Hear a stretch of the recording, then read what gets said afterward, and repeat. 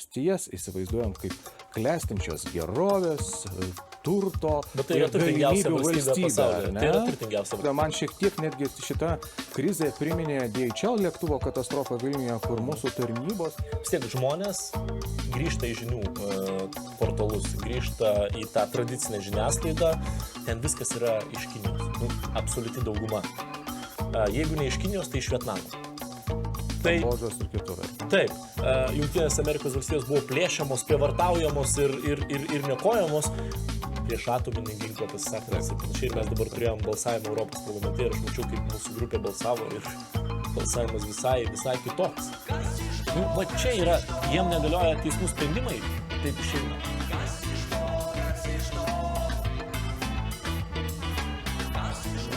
Tai, žinai, tu sakai, turi ten politinę praeitį, šiokią tokią, bet aš tikrai apie tave žinau ne iš politikos. Tai aš apie tave žinau iš tavo muzikinės karjeros ir tu galėsi gal daugiau pristatyti. Mes gal ir paleisim backgroundą šiek tiek gabaliuką, bet aš žinau iš žiauriai fainos dainos, kurią aš irgi noriu, kad žiūrovai išgirstų ir žinau, kad daug kas klausė, tai labai patiko, tai Laisvė. Žiauriai faina daina jūsų, Skyders. Ir aš būtent apie tave sužinau iš tos dainos ir vėliau, aišku, apskritai apie Skyders pasidomėjau. Ir aš dar kažkada, klausydamas tos dainos prieš keletą metų, galvojau, kodėl Laisvės partija nesikreipė į tave ir nepaprašė kaip savo himno tos dainos pasiimti. Čia geras klausimas, bet jeigu būtų prašę, tai turbūt būčiau nedavęs. Nes kiek kitokį Laisvės įsivaizdavimą aš turiu. Taip, ta daina yra iš širdies, iš gelmių, iš Pats parašei? Taip, aš pats parašiau. Iš pradžių jinai vadinosi Berlyno siena. Įsivaizduoju, koks kontekstas yra. Prie šito, jo, tai matai, aš negavęs jokio Nobelio ir tu negavęs mamo apdovanojimo, tai mes čia, kaip sakant, save gerai įsivertinom, bet pažiūrėsim, kaip seksis už kameros. Bet grįžtant prie to nusivylimo politiką, nes to irgi aš labai daug girdžiu, žmonės sako, aš jau nebeisiu rinkimus, aš nusivylęs politiką. Man atrodo, kartais žmonės irgi sudievina politikus. Ta prasme, jie galvoja, kad politikas nėra žmogus.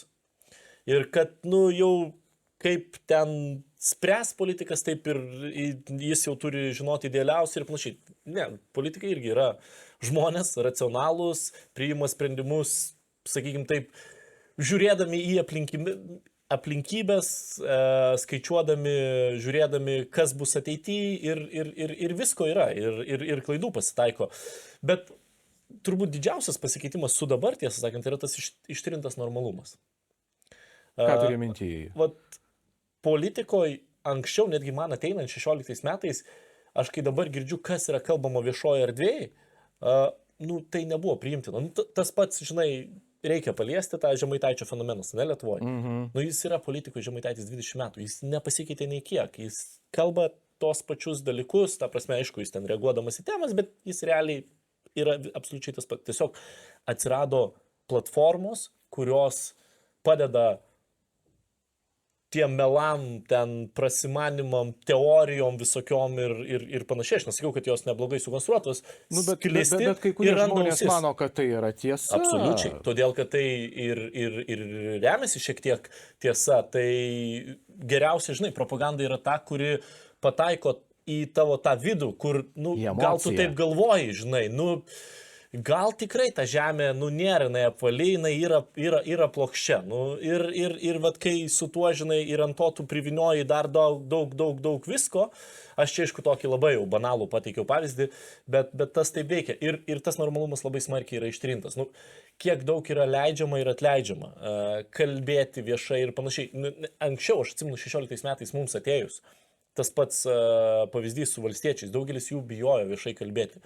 Kodėl? Todėl, kad jie bijojo to viešo pasmerkimo, to kvestionavimo, kad tu galbūt kažko nežinosi. Ir aš dabar matau kai kuriuos, kalbant viešai, absoliučias nesąmonės. Ta prasme, ten, žinai, COVID pavyzdys su kirmelėm kaukėse ir dar daug kitų. Bet jie suprato, kad man labai daug ir nereikia. Yra ten, nežinau, 5000 ausų, kurie mane girdi ir galvoja panašiai. Ir aš galiu kalbėti, ką noriu. Nes debunkinti, tą garsioji frazė, visus tuos prasimanimus melus yra daug sunkiau. Daryti tokį chaosą, žinai, išspręsti problemą, kaip, nežinau, ištraukti iš skurdo rizikos žmonės, kur ten iššūkių yra labai daug. Yra daug sunkiau nei pasakyti, kad atsisėdus, va tai valstybė yra degradavusi ir jinai eina žemyn. Tai, suprantate, kelti tą chaosą yra daug lengviau. Ir jie labai greit suvokia, kad, niekada nebus toj roliai, kur galės prisimti sprendimus ir jie netgi nenori, nes tada labai greitai išaiškėja, kad, jie neturi sprendimų ir jie tada priima rolę tos destrukcijos. Destrukcijos kvestionavimo visko. Ir mes galim, pereiti prie tos pirmos temos, tai tos didelės nelaimės Šarvuočio ir amžiną atilsį tiem JAV kariam. Pasižiūrėk, kaip sukruto tą kitą pusę. Kaip juos tiesiog varo iš pykčio, ant kiek Lietuva pasirodė sėkmingai. Ir čia tikrai, man žiūrint iš šono, ten buvo dėl tos komunikacijos kažkokių... Pačioje pradžioje, ar ne, kaip pasirodė žinutė? Bet informacijos buvo labai mažai. Ir aš manau, kad ir tų, žinių buvo labai mažai. Plus nepamirškim konteksto su Jungtinėm Amerikos valstijom, kad ten yra visą laiką dabar vaikščiojimas peilio ašmenimis. Tai aš tiesą sakant, manau, kad Lietuva čia pasirodė iš 10-10. Mano asmeninė nuomonė, tiek ministrės Šakalienės komunikacija, vėliau atsiradus daugiau informacijos, palaikant, aišku, ryšį su Jungtinėm Amerikos valstijom, neišduodant tos jautrios informacijos, bet kartu informuojant visuomenę, galų gale mūsų kariuomenės įsijungimas, ten, nežinau, atskira pagalba kiekvienam narui, inžinieriam, kas priiminėjo sprendimus, kaip tą daryti iš 10-10. Ir netgi paskutinė, tiesą sakant, Andriaus Tapino akcija labai savalaikė. Dėl paramos surinkimo, aš manau, kad viskas tikrai buvo padaryta aukštų lygių. Ir komunikacija, ir galų gale ta pati operacija, ir Jungtinių Amerikos valstijų kariuomenės, tas visos pagyros jos yra ne šiaip savo. Bet pažiūrėk kitą pusę. Jie netgi šitą, kur, yra ta legendinė frazė, aš būčiau kitaip daręs, tai netgi šitą jie bando kritikuoti, nors prisikabinti iš tiesų nėra prie ko. Mes ten, aišku, galim gilintis, kodėl tas įvyko ir kokios priežastys, ir tą turbūt atskleis tyrimas. Bet susitvarkyti taip, kaip buvo susitvarkyta su situacija, mano asmeninė nuomonė, bet tu gali nesutikti ir gali pasakyti, kaip tau atrodo, mano asmeninė nuomonė, tai tikrai buvo išlaikytas šitas egzaminas. Aš sutikčiau su tavo prielaida, man šiek tiek netgi šita krizė priminė DHL lėktuvo katastrofą Vilniuje, kur mūsų tarnybos, nors visi iš pradžių labai abejojo, tikrai labai profesionaliai dirbo ir man atrodo, kad tame tarptautinėme žiniasklaidos kontekste, mūsų valstybė tiesiog užsirekomendavo antrą kartą kaip gebanti susidoroti su tokiomis didelėmis krizėmis ir tarptautinis bendradarbiavimas čia yra labai labai svarbus akordas. Šiuo atveju aš galvočiau, kad taip, kontekstas yra labai jautrus. ES, Lietuva ir Jungtinės Amerikos valstijos su naujaja Donaldo Trumpo administracija, o kad visada bus tų žmonių, kurie bandys šitą istoriją interpretuoti savaip, siekiant kažkokių tai gal net ir nelabai korektiškų ir destruktyvių, netgi kartais tokių, reiškia, tikslų, tai turbūt jų visada buvo ir bus. Mes turim susitaikyti. Tokia yra realybė. Jo labiau, kad kanalų tokia informacijai plisti, tokiai dezinformacijai plisti yra labai daug. Absoliučiai, bet aš kuom galiu pasidžiaugti ir rodo skaičiai, vis dėlto, kai yra krizė, ar DHL lėktuvo, ta katastrofa, ką tu paminėjai, ar dabar įvykusi nelaimė, vis tiek žmonės grįžta į žinių portalus, grįžta į tą tradicinę žiniasklaidą, kurią ten bandytų, demonizuoti visi tie ale nepriklausomi kanalai įvairių tiktokerių ir ekspertų. Tai yra gerai. Vis dėlto žmonės įjungia tada jau krizės tam režime, įjungia kritinį mąstymą ir nori tų tikrųjų naujienų. Ir čia tos tradicinės žiniasklaidos rolė yra labai svarbi. Dėl to ir mano beje reakcija buvo labai greita, natūrali, kai Jungtinės Amerikos valstijos nusprendė nutraukti finansavimą Radio Free Europe ir Amerikos balsui. Ir aš irgi sulaukiau tokių piktų komentarų, kad būk tai čia jau seniai nebeaktualu ir niekam nereikalinga. Lietuvoje taip. Baltijos šalyse taip. Tai yra tik tai istorijos dalis. Labai svarbi istorijos dalis. Bet jį prisidėjo prie mūsų Būtent, nepriklausomybės, sąmonės ugdymo. Čia lygiai taip pat, kaip aš visada sakau, kai buvo spaudos draudimo laikotarpis ir kokią rolę tada sužaidė bažnyčios, kokią rolę sužaidė tie žmonės, kurie knygnešiai, dar aktoriai. Ir tai yra mūsų istorijos dalis, kurios neverta pamiršti. Bet dabar viso to reikia kitose pasaulio valstybėse. Toli nereikia bėgti Baltarusijoje. Taip. Tas radijas yra be galo svarbus. Toj pačioj Rusijoje, kiek mes vis tiek norim investuoti tą, kiek galima tos kažkokios pilietinės visuomenės likučius, centrinės Azijos šalis ir taip toliau, galų gale Moldova. Ir Sakartvelas, kuris atrodė ėjo žingsnius į priekį ir dabar tiesiog žengia didelį žingsnį atgal, bet mes matėm iš to, kas vyko gatvėse, kad tai nėra, sakykime taip, vieninga žmonių nuomonė ir tie pavogti rinkimai sukėlė didelį visuomenės pasipiktinimą. Tai šitoj vietoj tos tradicinės, kaip yra įprasta vadinti žiniasklaidos vaidmuo, yra labai svarbus. Nacionalinių transliuotojų, nes jeigu jie pasitrauks, jų vieta vis tiek žmonėms tas poreikis žinioms išliks ir būtent užims tie propagandiniai kanalai, į kuriuos yra investuojami irgi labai dideli pinigai. Taip kaip mes čia ką tik apie tuos politikus pakalbėjom, kurie nelabai yra suinteresuoti kažkokių didelių progresų ir darbais ir jiem tik tai destrukciją daryti, lygiai taip pat ir tiem propagandiniam kanalam. Skaldyk ir valdyk. Būtent, jie yra suinteresuoti įmesti destrukciją. Tu įmeti destrukciją ir racionalūs, neracionalūs, bet visi, žinai, tada užsiėmė kaip čia ką daryti, diskutuoja apie tai ir nukreipia savo dėmesį nuo svarbesnių tikslų. Tai čia lygiai tas pats ir tas vyksta nuolat stengiantis diskredituoti mūsų kariuomenę, kuri čia vėlgi pasirodė aukščiausiais balais. Aš net nekalbu apie tai, kad kiek daug mūsų aitvarai sulaukė pagirų iš visų misijų Afganistane, tas pats evakavimas, kai traukėsi iš Afganistano, tai vertinimai yra aukščiausi, bet yra tas visuomet noras, žinai, diskredituoti, parodyti, kad mes kažkokie tai, žinot, tas labai paprastas rusiškas naratyvas, kur mes esam per maži priešintis, nebandykit, žinai. Ir vat yra pas mus tų tokių, kurie tą atkartoja. Tai tas pats ir Ukrainoj buvo bandoma ir kitose valstybėse. Tai čia šitoj vietoj atsparumas visuomenės tokiem dalykam yra be galo svarbus. Bet man atrodo, mes čia palietėm labai įdomią temą, ar ne, kaip žiniasklaida, ar ne, formuoja žmonių politinės nuostatas. Ir mes čia šiek tiek užkabinome ir Jungtinės Amerikos valstijas, ar ne? Ir man visada įdomus yra tas fenomenas, kaip Jungtinės Amerikos valstijos, mūsų jaunystėje, mūsų vaikystėje įsitvirtino kaip kažkokia svajonių šalis, ar ne, per filmus, per muziką, per visą popkultūrą iš esmės, ar ne, ir mes iki šiol, Jungtinės Amerikos valstijas įsivaizduojam kaip klestinčios gerovės, turto ir galimybių valstybė. Tai yra turtingiausia valstybė pasaulyje. Ir kaip dabar atėjus Donaldui Trumpui ir jo administracijai, šitas ilgus dešimtmečius formuotas įvaizdis pradeda eižėti. Taip, tai čia aišku tokia gilesnė tema, kad net yra keista, kai Jungtinėse valstijose, kur yra tas talentų, sakykime, laukas yra toks platus ir tu turi geriausius pasaulio universitetus ir gausybę išsilavinusių žmonių, dėja politinė sistema, kadangi yra dvipartinė, tai aš manau ne visuomet tuos geriausius kandidatus iškelia ir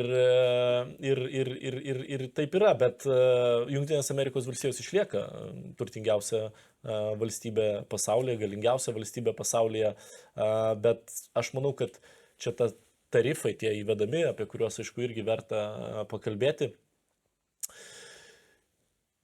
Tas siekis, ir čia gal parodysim grafiką, kad Jungtinės Amerikos valstijos siekia iš tarifų gauti tas pajamas į valstybės iždą, bet tai jau yra praėjęs šimtmetis.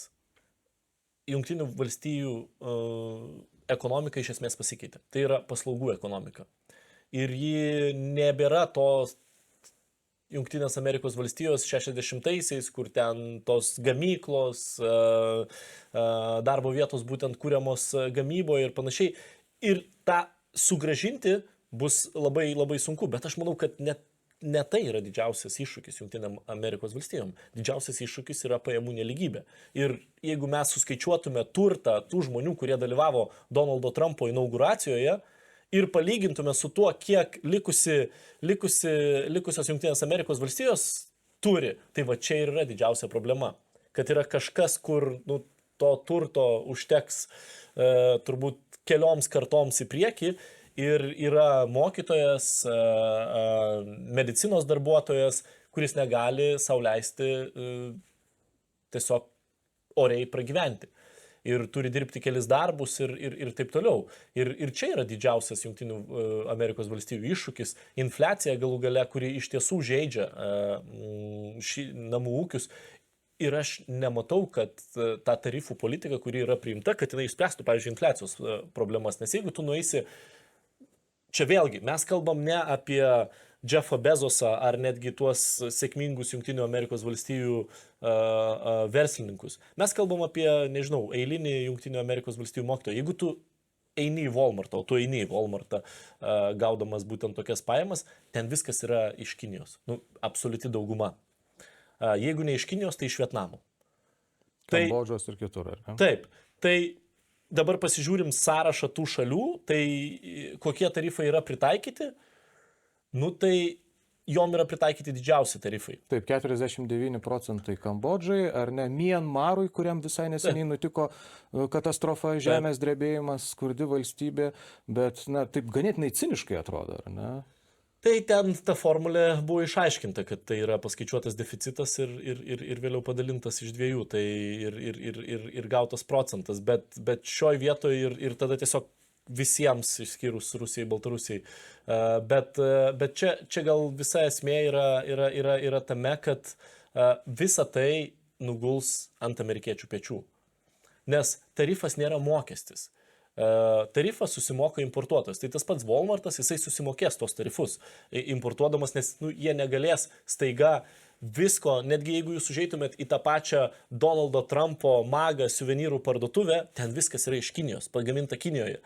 Tai nepersikels tas viskas iš karto į Jungtinės Amerikos valstijas ir faktas, kad tarifai bus sumokėti, bet jie bus perkelti ant amerikiečių pečių. Bet Virginijau, čia yra Jungtinės Amerikos valstijos, čia yra jų teisė pasirinkti tokį prezidentą, kokį nori, ar ne, jie išsirinko, jie dabar, kaip sakoma, tą košę srėps, o galbūt gardžiuosis valgydami. Ne mums spręsti, ar ne? Žinok, ne, aš su tavim nesutikčiau. Čia jeigu mes kalbėtume apie Lietuvą, tai aš sakyčiau, tvarkoj. Galim priimti. Bet mes kalbam apie valstybę, kuri po antrojo pasaulinio karo statė, braižė, buvo architektai pasaulinės tvarkos, kur į tą pasaulinę tvarką, sakykime taip, tiek Europa, tiek dauguma pasaulio, ta demokratija, teisės viršenybė, liberalioji demokratija, globalizacija, laisva ekonomika, visa tai buvo Jungtinių Amerikos valstijų brandas pirmiausia.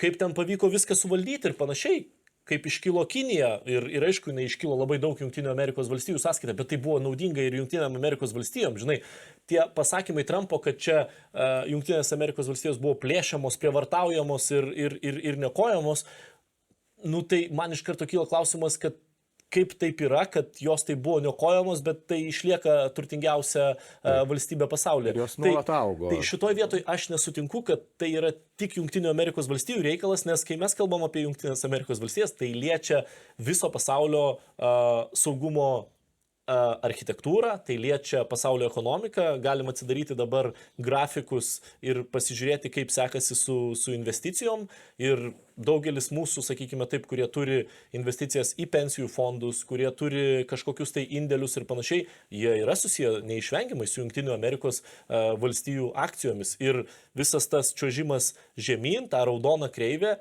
jinai lygiai taip pat veikia ir mus, ir europiečius, ir galų gale ir kelia labai didelius iššūkius dėl ateities saugumo architektūros ir galų gale pasaulio tvarkos, ta retorika, kuri dabar yra priimama, pavyzdžiui, Grenlandijos atžvilgių.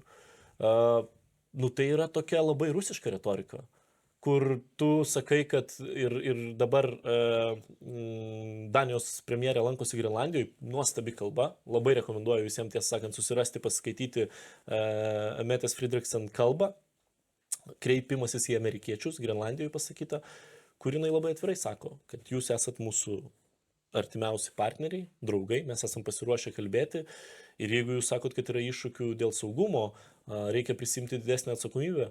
Danija visuomet buvo tam, kad prisimti didesnę atsakomybę. Ar tai būtų Afganistanas, ar tai būtų didesnės investicijos į gynybą, Danija visuomet atliko tos žingsnius ir jeigu jūs dabar sakot, kad yra grėsmė Grenlandijai, Danija vėlgi yra pasiruošusi prisijimti atsakomybę ir mes galim tą padaryti kartu. Tiesiog sėskime prie stalo. Bet ta retorika yra tokia, putiniška retorika, kur istoriškai Ukraina yra imperialistinė. Mūsų, absoliučiai. Ir kuom pasibaigė visą laiką imperializmas? Žlugimu imperijų. Ir pasauliniu karu. Taip.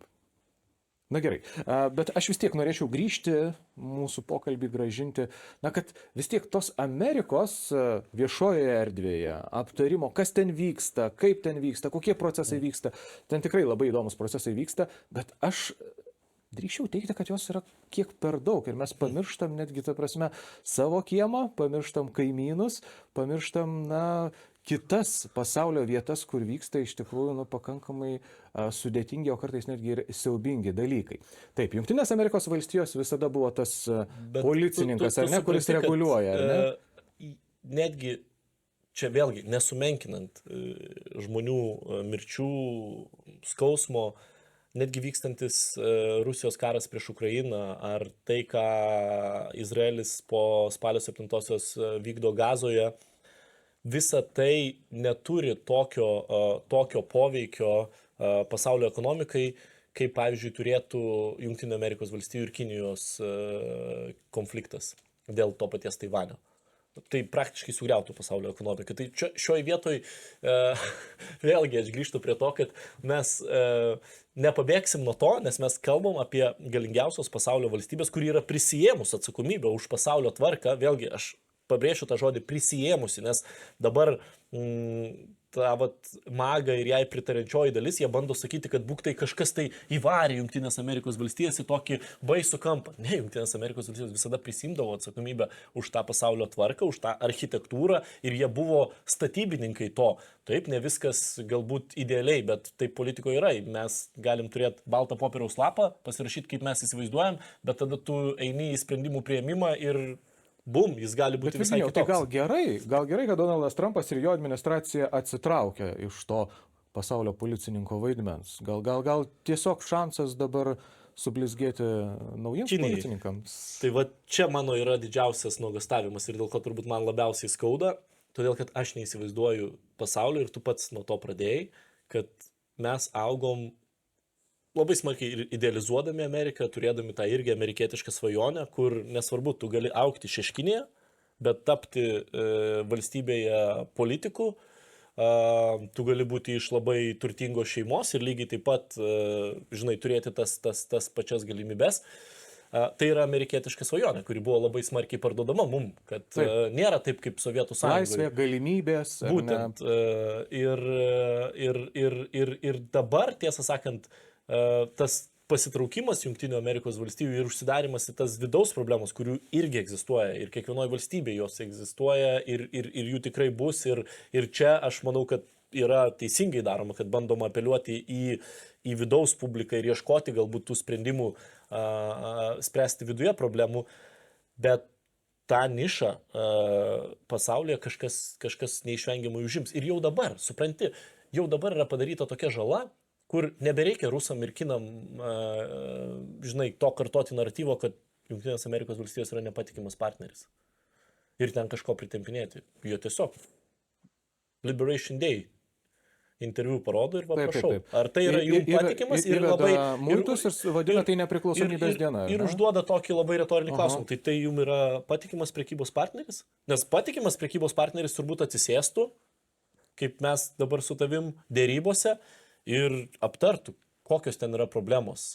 Ir aš žinau, kad egzistuoja prekybos departamentas, kasmet išleidžia ataskaitą prekių, kurios turi problemų patekti į ES rinką. Ir tai yra daugiausiai žemės ūkio produkcija, bet vėlgi, maisto standartai Jungtinėse Amerikos valstijose ir ES skiriasi dramatiškai. Tai vištiena, kurią jūs perkate Lietuvoje, jinai yra džiovinama, sakykime taip, visai kitų procesų nei Jungtinėse Amerikos valstijose. Jungtinėse Amerikos valstijose vištiena yra metama į chloro baseinus. Ir dėl to ant vištienos, aš kadangi gyvenęs Jungtinėse Amerikos valstijose, yra užrašiukas iki 7% vandens. Tai ta chloro baseinai, tas visas vanduo, jis neišgaruoja. Tai mes turim visai kitus, mes turim daug aukštesnius maisto standartus, kurie yra priimti tam, kad mes apsaugotume savo žmonės nuo sergamumo, nuo antibiotikų ir visų kitų dalykų. Ir tvarkoj, turbūt būtų galimybių importuoti tą žemės ūkio produkciją į Europą, bet jūs turite atitikti tuos pačius standartus, kurių laikosi mūsų ūkininkai. Ir tai reikalauja labai daug pastangų. Bet čia labai įdomią temą tu palietei, užkabinai ir man jie tiesiog viskas sukilo, kad tie standartai ir požiūris į gyvenimą tiek Jungtinėse Amerikos valstijose, tiek ir ES labai skiriasi. Ar ne? Čia ne tik ta prasme maisto sauga, čia yra aplinkos sauga, čia yra apskritai požiūris į žmogų, į individą kaip visuomenės narį, į bendruomenės ir taip toliau. Čia kirba vienas toks įdomus, labai probleminis taškas.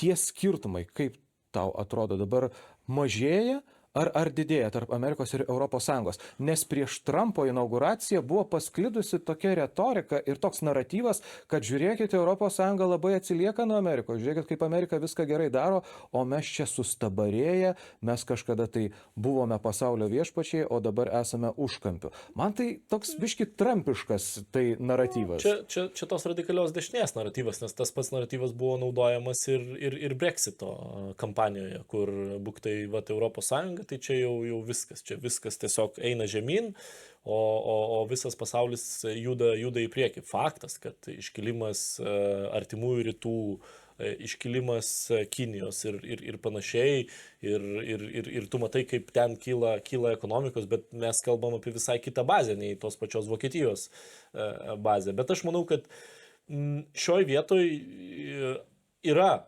kur Jungtinės Amerikos valstijos lenkia mus labai smarkiai. Tai tas pats konkurencingumas. Jeigu tu esi startuolis, prieiga prie kapitalo, apskritai manau, kad kalbant apie verslo sąlygas, tai Jungtinėse Amerikos valstijose jos yra geriausios pasaulyje. Ir čia Europai labai toli. Mes turim tikrai daug reguliavimo ir kartais per daug reguliavimo.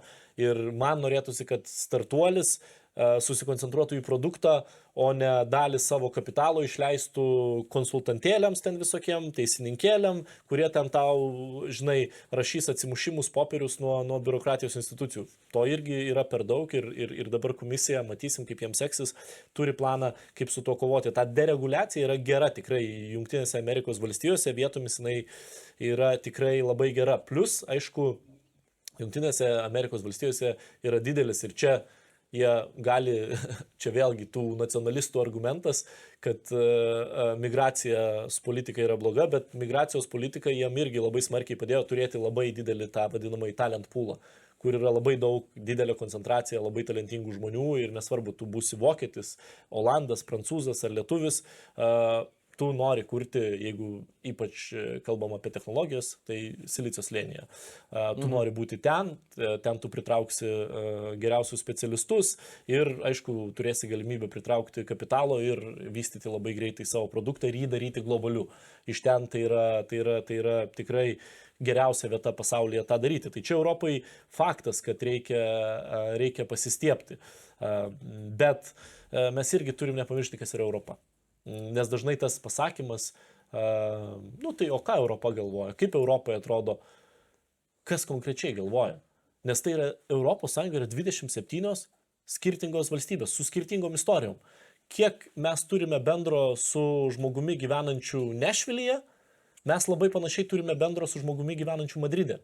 Ir mes labai dažnai apie tą nesusimastom. Mums atrodo, jeigu Madride gyvena lietuvis, tai gal mes turim... Jeigu Nešvilyje gyvena lietuvis, lygiai tas pats, bet mes kalbam vis tiek apie tai, kad tai yra skirtingos 27 valstybės, su skirtingais iššūkiais, skirtingom vyriausybėm ir tiek, kiek yra tos kompetencijos ES, tie sprendimai, jie yra priimami, bet jie turi būti labai smarkiai adaptuoti 27 valstybėm. Ir tas yra lėtesnis sprendimų priėmimas, tas vairas sukasi daug lėčiau, aš pats būdamas komisijoje tą mačiau, dabar parlamente tą matau, bet kartu jis yra sprendimas, kuris leistų 27 valstybėm jį paremti.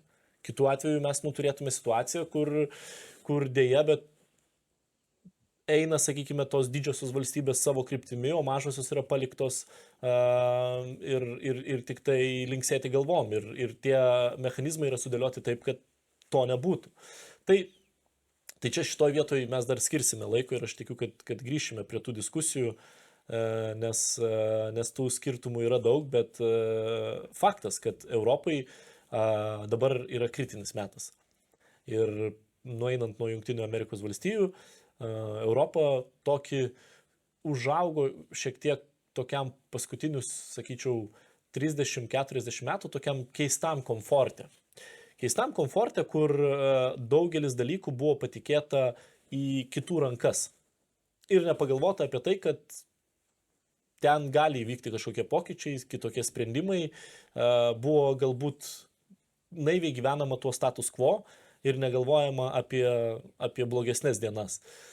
Ir aš nežinau, tiesą sakant, irgi turbūt būdamas ten politikų 90-aisiais, galbūt aš irgi panašiai būčiau galvojęs. Čia jokių būdų nekaltinimas, bet jau dabar reikia galvoti, kaip keisti tą situaciją iš esmės, nes tie laikai, kai energetinė Europos nepriklausomybė ir konkurencingumas, kuri Europoje yra didelė pramonė, automobilių, galų gale inžinerinė pramonė, sunkioji, taip, chemikalų, farmacijos, jos konkurencinis pranašumas dažnai yra pigi energetika. Tai čia buvo rusiškos dujos. Tai vat patikėti savo konkurencingumą, energetinę nepriklausomybę į Rusijos rankas, gamyba dažnų atveju, nes vėlgi vertės grandinės, jos yra dabar labai komplikuotos ir čia vat tarifų didelis laukia iššūkis, kaip jie susitvarkys su tom vertės grandinėm.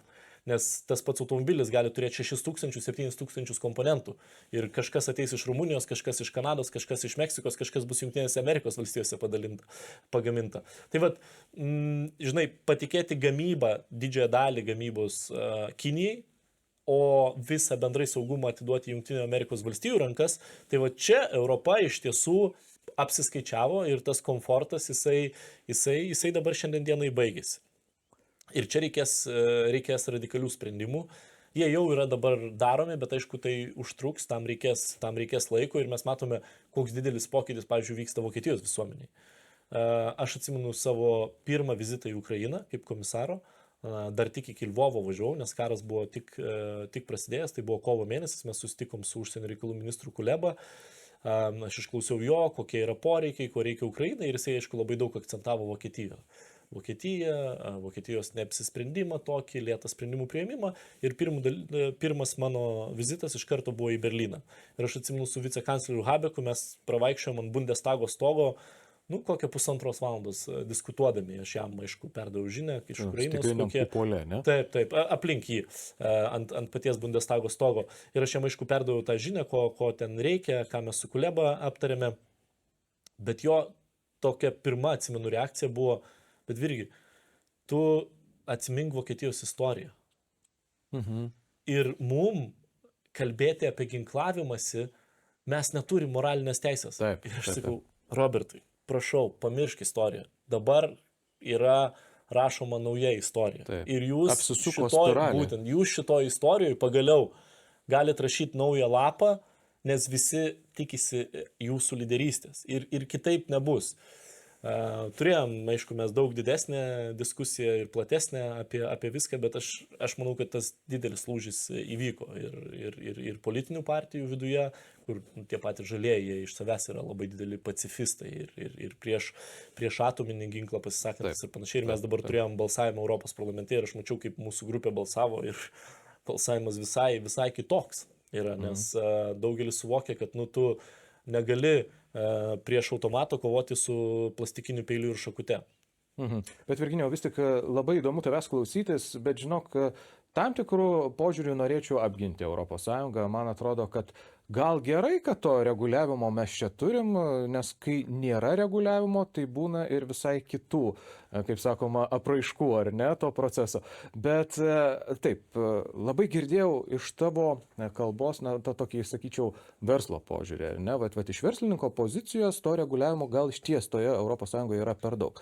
Bet iš paprasto vartotojo, iš paprasto gyventojo, iš paprastos šeimos, tai gal gerai, kad to vartojimo mes turime tam tikrus apribojimus, turim energinius tam tikrus, ta prasme, sprendimus, kurie palengvina žmonių gyvenimą ir taip toliau. Yra gausybė tokių aspektų, kur ES politikai sureguliuoja, tai pereina į nacionalinę teisę ir mes gyvename tikrai turbūt bene geriausiai visame pasaulyje. Sutinki? Tobulų ribų nėra.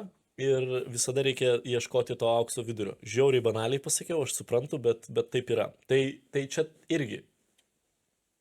Aš labai didžiuojuosi ir aš labai smarkiai prisidėjau, būdamas komisijos nariu, prie to vartotojo apsaugos. Kad jis iš tiesų turėtų pilną informaciją, turėtų kuo daugiau informacijos. Ir aš žinau, kad kai kuriem verslam tai buvo skausminga.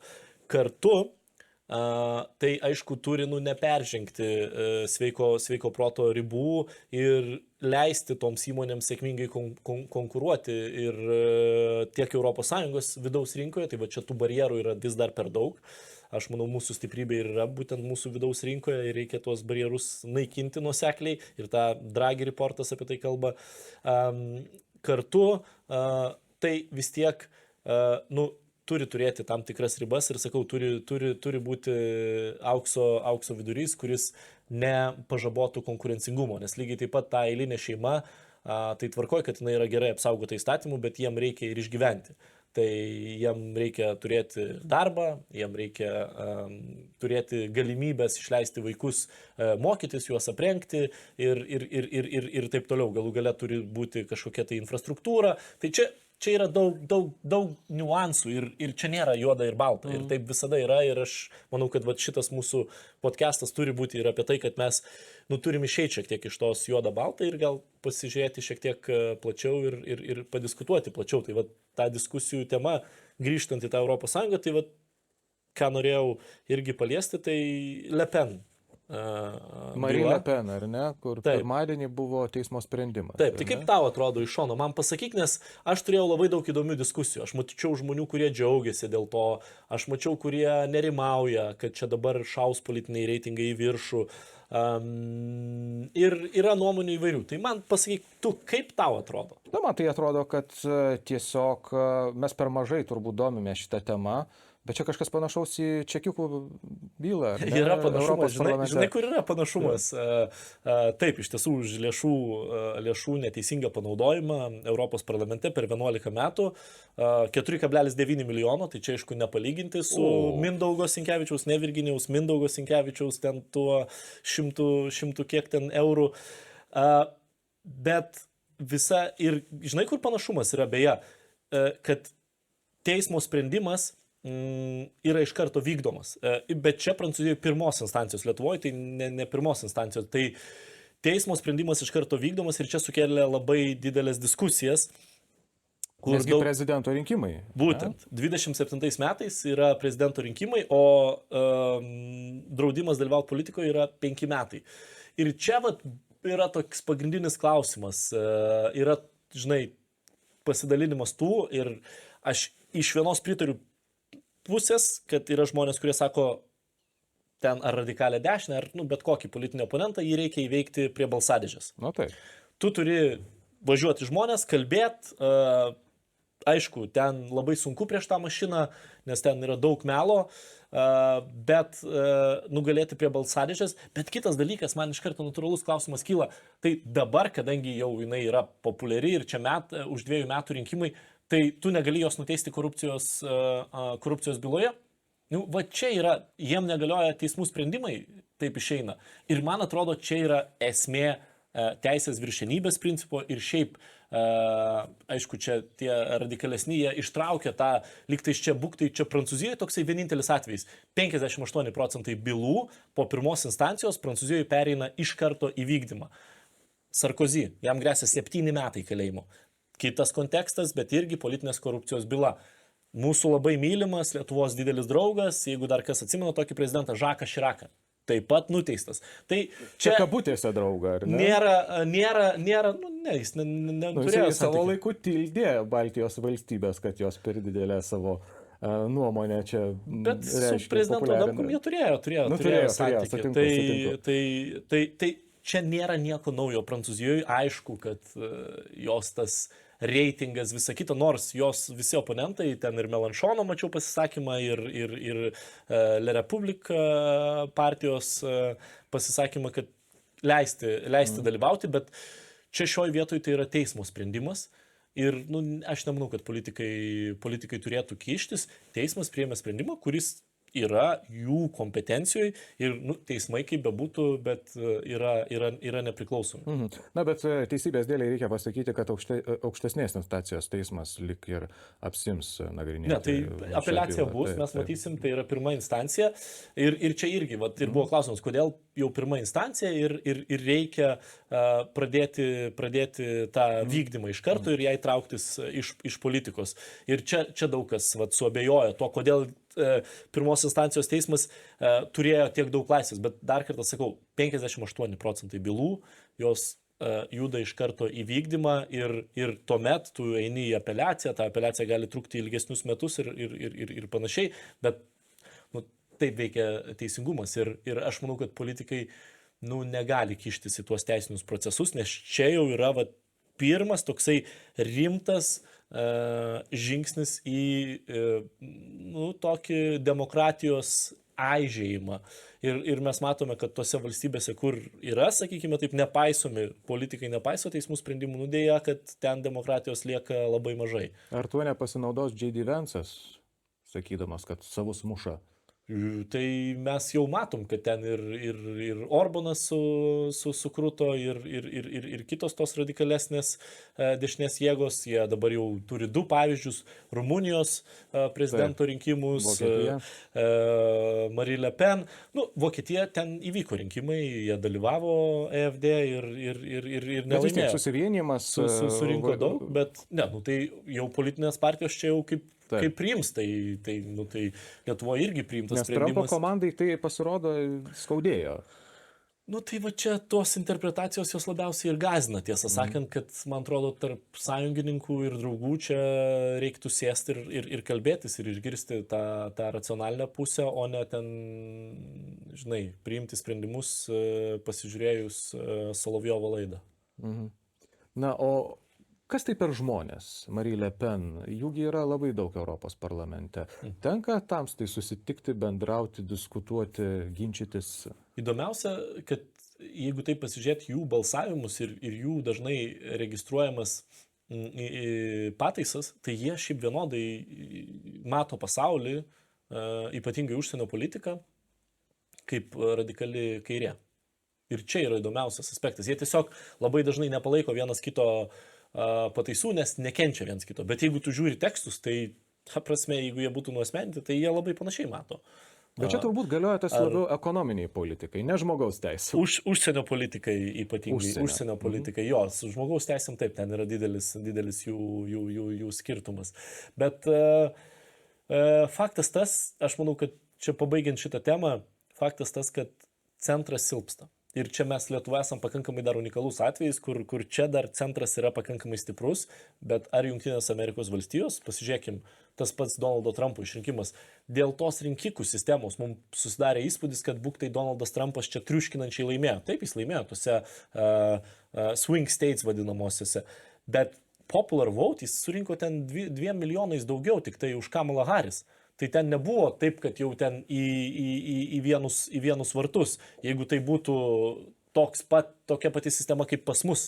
Bet sistema tiesiog skiriasi, yra rinkikų sistema ir tada susidarė tas visai kitas vaizdas. Tai lygiai taip pat Amerika yra perskelta ir yra ta dalis, kuri mato Amerikos progresą, galimybės, geria europietišką vyną ir džiaugiasi gyvenimu, ir yra ta dalis Jungtinių Amerikos valstijų, kuri jaučiasi palikta, kuriem atrodo, kad iškeliavo darbai į Kiniją, kur jų miestelis 60-aisiais buvo nuostabus, klestintis, dabar ten yra fentanilio problemos, nedarbas ir jie jaučiasi valstybės palikti. Ir čia, aišku, toks žmogus yra pažeidžiamas. Iš karto jisai ieškos greito sprendimo. Ir tas greitas sprendimas labai dažnai būna pasiūlomas populistų. Ir dabar jiem yra labai lengva tą ištransliuoti, nes daugiausia, kur žmonės pasiema tas žinias, tai yra iš TikToko, yra iš Instagramo ir tie algoritmai, kai jie tave pagauna, jų tikslas yra vienas - išlaikyti tave kuo ilgiau socialinėje erdvėje. Ir jau kai jie tave pagauna, tai jie ir bando tave maitinti, šerti, panaudosiu tokį žodį, tokia informacija, kuri tave išlaikytų kuo ilgiau. Ir neslėpkim, parodyti užsakovui, kad turinys yra matomas ir vartojamas. Čia irgi dar kita pusė. Būtent. Sakoma, tai yra tiesiog, tai yra verslas ir dėl to, va čia aš labai didžiuojuosi ES, kuri spaudžia tuos socialinius tinklus prisimti atsakomybę. Nes tai, kad jie maišo žmonių galvas ir transliuoja bet kokią informaciją, kuri labai dažnai prasilenkia su elementaria tiesa, yra labai didelė atsakomybė, už kurią jie neprisiema jokios, tiesą sakant, atsakomybės ir tiesiog džiaugiasi savo pelnais. Tu labai akcentuoji ekonomikos augimą, tai yra be galo svarbu, bet man dabar pasiklausus tavo įžvalgų peršasi mintis, kad ten, kur ekonomika auga, ten, kur ekonomika yra sveika, tų radikalių politinių jėgų veiklos laukas yra labai stipriai apribotas ir sumažėjęs. Na, mes Lietuvoje tos problemos, kaip minėjai, neturim, mūsų ekonomika auga, ar ne? Pas mus kiti savo populistai. Bet ne, žinok, aš nesutikčiau, čia yra vėlgi, aš manau, kad ne tik ekonomikos augimas, bet ir pajamų nelygybė yra labai svarbus aspektas. Bet tai susiję. Taip, bet žinai, jeigu 98% turto pajamų, žinai, laikys, nežinau, 3% visuomenės, o 97% dalinsis tuos 2%, tai yra didelis disbalansas ir tai ves į socialinius neramumus visuomenėje. Tai šioje vietoje irgi ta pajamų lygybė, jinai turi būti išlaikyta. Ir čia yra labai svarbus aspektas, iššūkis, tiesą sakant, su kuriuo labai daug visuomenių negeba susitvarkyti. Ir tuomet, aišku, yra tas irgi įsijungia toks, aš jį vadinu buku ekselinių mąstymų, kai nėra matoma valstybė, nėra matomas žmogus, o matomas Excelis. Yra matomi skaičiukai. Štai regione X ten gyvena tiek ir tiek gyventojų, per ten tokį ir tokį laiko tarpą sumažėjo gyventojų 20%, tai tam regionui nereikia nei ten pašto, nei bankomato, nei mokyklos. Ir ką tai reiškia? Tie žmonės, jie jausis palikti. Jie jausis, kad valstybė juos paliko.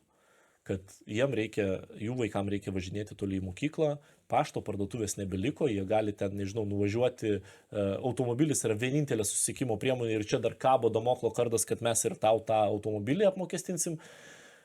Ir tada tas žmogus, aišku, kad jisai ieškos atsakymų, kodėl, už ką jisai yra, ir jis dar yra dirbantis žmogus, tai nėra, kad kažkoks sėdintis ten laukiantis valstybės pašalpos, tai yra dažnu atveju ir dirbantis žmogus, kuris jaučiasi paliktas ir tada jisai gali eiti atsakymų ieškoti į socialinę erdvę. Ir ten tie atsakymai dėja, bet populistų bus pateikti labai vaizdingi su propagandos priemaišu. Čia įdomiai, bet vis tiek man, žinok, nesueina čia galai. Pažiūrėk, sakai, pajamų nelygybė. Sutinku, kad tai yra didžiulė problema, bet Lietuvoje pajamų nelygybės, o jeigu paimsim ir Gini koeficientą, ar ne, blogai yra.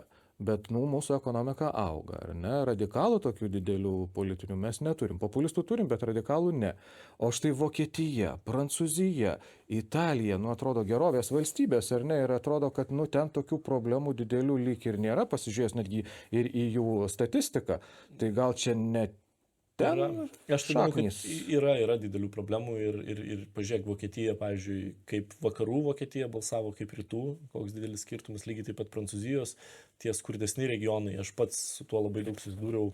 Prancūzija buvo ta valstybė, į kurią aš daugiausiai kaip komisijos narys kartų, kurioje lankiausi ir aišku, lankiausi tose regionuose, kurie labai smarkiai priklausomi nuo žuvininkystės. Ir aišku, ten labai daug darbo vietų yra netekta ir ten yra Marine Le Pen tiesiog palaikymas didžiulis. Tai yra svarbus faktorius. Vėlgi, kaip daugybė kitų, aš negaliu išskirti vieno, bet ekonomikos augimas kaip po toks, jis negarantuoja, tikrai negarantuoja, kad valstybėje neliks ten tos vietos populizmui. Mes turim savo populizmą ir tiesiog dabar jis visada buvo, atsiminkim, žinai, čia dabar labai daug ten buvo to tokio džiaugsmo Žemaitaičio rezultatų prezidento rinkimuose, bet atsiminkim Naglį Puteikį, kuris irgi iš niekur atėjęs, ten jis 8-9% rinko. Tai parodo, kad ta niša yra. Mes darbo partiją turėjom netgi tarp valdančiųjų. Taip, kad... Būtent, bet jie tokie labiau į centrą, jie nebuvo tokie visiški populistai, jie tokie labiau į centrą. Ir dabar tiesiog Žemaitaitis ir šituose rinkimuose jisai tiesiog suvalgė visus kitus realiai populistus ir susirinko jų realiai elektoratą. Ir tiek, tai to elektorato yra. Klausimas ir čia, žinai, kas man labai patinka iš Lietuvos politologų, Ainė Ramonaitė, jinai turi nuostabes visada įžvalgas, man visada yra jos labai įdomu klausytis. Tai vat klausimas yra toks, ar auga jų skaičius ir ar keičiasi su laiku ir, kaip veikia socialinė erdvė, kokie faktoriai veikia, kodėl žmonės pasirenka tuos lengvesnius kelius ir panašiai. Ir aš manau, ten aišku, tų faktorių bus daug ir galbūt išsilavinimo, prieigos prie informacijos, kažkokios spragos ir taip toliau. Gerai, palikim šitas temas, man atrodo, mes apie tai dar pašnekėsime. Pakalbėkime apie dalyką, kuris, turbūt visų mūsų gyvenimus dabar tam tikrą prasme verčia aukštyn kojomis, tiek buityje, tiek ir darbuose. Tai yra dirbtinis intelektas. Čia irgi netrūksta įvairiausių naujovių, netrūksta ir pasigirstančios vis garsiau kritikos, ar ne? Kaip iš Europos parlamento atrodo problema labiau ar galimybės ES yra dirbtinio intelekto plėtra ir valstybės, kurios ypatingai daug investuoja. Jungtinės Amerikos valstijos, matėm Kinijos atsaką, sukėlusi tam tikrą šoką, o ką čia ES gali pasiūlyti? Čia daug ES kritikos sulaukė tos pačios, kad būktai nevysto tų technologijų ir dabar, aišku, tam yra skiriamas didelis dėmesys, bet vėlgi, tai aišku, aš visada žiūriu iš galimybių pusės ir aš net nebejoju, kad mes, aišku, labai paviršutiniškai, bet iš to paviršutiniško kaip naudotojo pusės, tai tikrai tas gali suefektyvinti darbą, gali pagreitinti tau kažką parašyti, surasti. Aišku, informaciją visada geriau yra patikrinti. Ne vieną girdėjau atvejį, kur žmonės nepatikrinę atnešė ir buvo juokinga skaityti tuos tekstus. Bet yra ir kiti aspektai. Tai dabar paskutinis tas Ghibli vadinamasis trendas, kur pakeičia į tą multiplikaciją ir tikrai matau, daug kas labai pasinaudojo. Visa tai yra kūryba ir visa tai yra autorinis darbas. Ir įdomu tavo, tiesą sakant, kaip kūrėjo, irgi, kuris parašė ne vieną dainą, pozicija, kaip tu jaustumės, jeigu dirbtinis intelektas dabar paimtų iš Spotify'aus visą skaiders, nusiurbtų info ir tiesiog įsimestų į savo tą mašininį mokymasi ir iš to atsisėda Virginijus Sinkevičius ir skaiders bitukus pasiema ir susikuria kažkokį tai gabalą. Ar tu nejauti, kad iš tavęs yra pavogtas tavo brangus laikas ir darbas?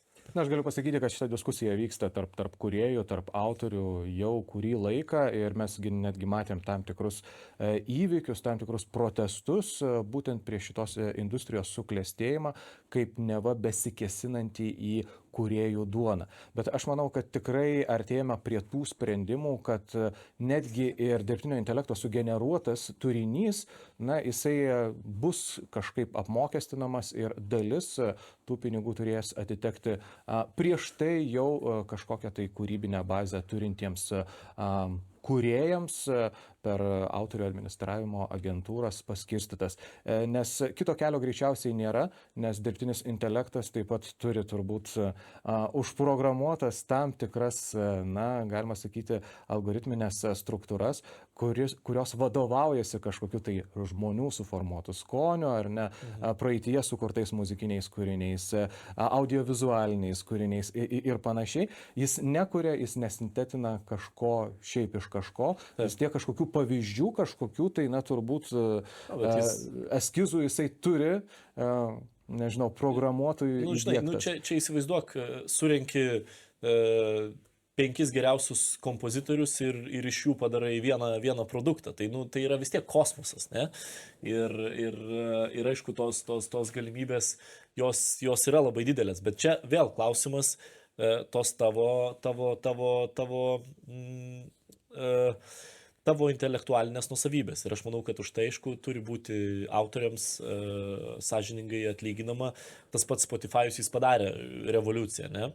Bet autoriai už tai gauna lėšas. Čia galima ginčytis ar pakankamai, ar nepakankamai, bet bent jau gauna lėšas. Ir aš manau, kad tai yra sąžininga, bet faktas, kad tai yra galimybė, kurią reikia vystyti, bet jinai turi laikytis moralinių ir etinių standartų. Ir čia turbūt kai kurioms šalims, kuriuose tų standartų nebūtinai laikomus, ir aš jau čia kalbu netgi apie biometrinių duomenų rinkimą, tai yra jūsų pirštų antspaudai, veidas, nuskanuotas kamerose, elgsena ir panašiai, tai aišku yra auksinė informacija dirbtiniam intelektui vystyti. Ir aš netikiu, kad Europoje tas bus. Aš žinau, kad tuos didžiuosius dirbtinio intelekto įmonės, kurios vysto dirbtinį intelektą, suerzino šiek tiek ES tas reguliavimas dirbtinio intelekto.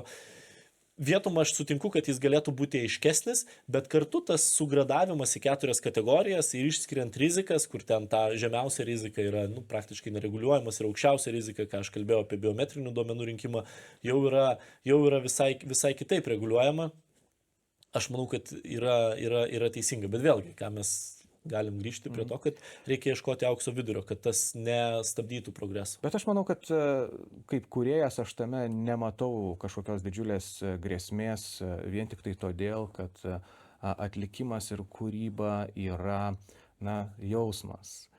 Mašina to jausmo sukurti dėja negali, bent jau kol kas, aš taip įsivaizduoju. Galbūt vieną dieną pavyks pasiekti tokią stadiją, pavadinkim taip, humanistinę stadiją dirbtiniam intelektui, kad jam pavyks perteikti. Nes mes turime robotus grojančius tobulai, elektriniam gitarom, bosinėm, mušančius būgnus kaip tikras roko bendas, bet jie groja taisyklingai, jie groja pretenzingai, bet nėra, žmogiškosios dedamosios. Bet čia gal mes kalbam apie gyvą koncertą. Aš sutinku ir žinai, mes kalbam apie gyvą koncertą, bet jeigu tu klausai ausinėse, tai turbūt, visai kitaip yra, bet pabaigai, ką aš norėjau, kad mes irgi pabaigtume tokiu galbūt softu, ir kadangi tu vis tiek šiek tiek susijęs su muzika ir radioje ten ne vieną gerą dainą esi paleidęs, tai į pabaigą pasiūlyk, mes visi gale metų turim tą Spotify Wrap ir kai kurie dėl to didžiuojasi, kai kurie šiek tiek gėdėjasi ir nepaviešina, tai pasiūlyk gerą gabalą. Gerą gabalą. Man labai patiko naujasis Snow Patrol visas albumas, Forest the Pet. Viskas, aš pasižymiu ir aš kitai mūsų laidai būsiu paklausęs. Labai geras įrašas, tikrai. The Forest is the Pet. Tai ką, ačiū tau už mūsų pirmą pakalbėjimą. Ačiū labai. Matau, kad laikas labai greitai prabėgo. Aš tikiuosi lygiai taip pat ir žiūrint kitoj pusėje, taip pat greitai bėgs. Taip, gerbėmieji, jeigu jums patiko šis pokalbis, bus ateityje ir dar daugiau jų, kviečiame pasirašyti ir sekti, pasistengsime jūs nušviesti, įtraukti, ir pasikalbėti apie įdomias temas apie pasaulį, Europą ir Lietuvą kartu su Virginijum Sinkevičium ir manimi Tomu Šileika.